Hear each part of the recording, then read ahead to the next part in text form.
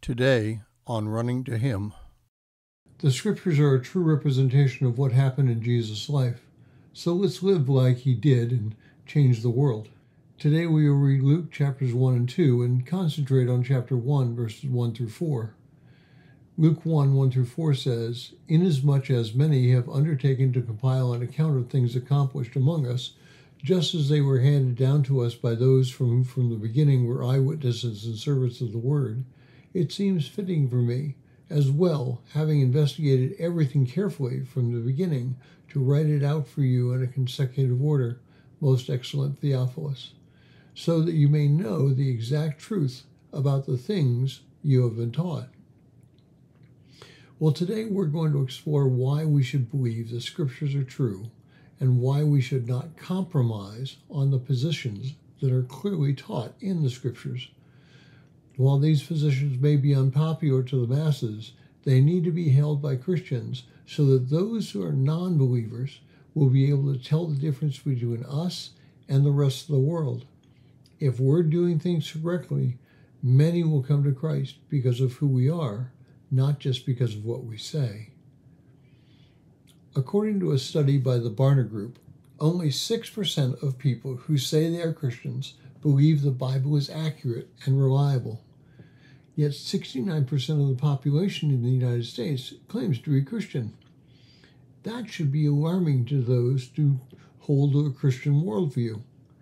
If you can't trust the material which is supposed to be written by God, then what good is Christianity? This is a problem that Bible-believing Christians are up against, and, frankly, it's our own fault. Just take a look at what has happened in the Southern Baptist Convention. Last year, they lost almost 500,000 members. Now, in all probability, a great number of these members probably ended up in Bible churches. But nonetheless, for a denomination that is supposed to be one of the ones that everyone looks up to for stability and the correct worldview, we have lost significant amounts of value. Luke begins his book by telling Theophilus, and we really don't know who he is, that Luke's main goal in writing his gospel was to investigate and then write the truth about who Jesus was. So his stated goal was to be truthful. Therefore, someone who doesn't believe in the words that Luke is writing is calling Luke a liar. Now, there may be some who would just say that Luke was just misinformed, but those early readers of the Gospel of Luke would have recognized his mistakes and corrected them. So, what are we going to do about the current situation in Christianity? First, there needs to be a cleansing. Now, I don't mean a mass excommunication of millions of members, but I do mean that those who hold that the scriptures are true begin to live like they believe what's in the scriptures. If we are hating somebody for who they are, we are not living by the scriptures. If we love them and encourage them to change, we are living by the scriptures. Those who hate our current or previous presidents are not living by the scriptures. We may disagree with the political positions of either of those men, but we cannot denigrate God by saying that we hate those people. Christ clearly told us to pray for those who are enemies.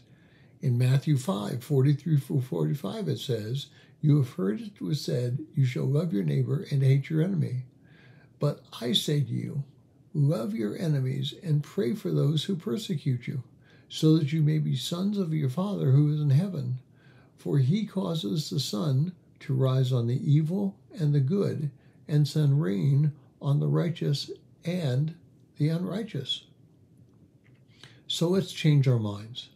Let's start living like Christ wants us to live and see if that will change the world. Thank you for listening. We pray that today's devotion was meaningful to you. We would love to hear from you. You can use either Facebook or YouTube to like, subscribe, share, and tell others about us. If you would like to contact us, you can reach me at phineasjacobus@runningtohim.net.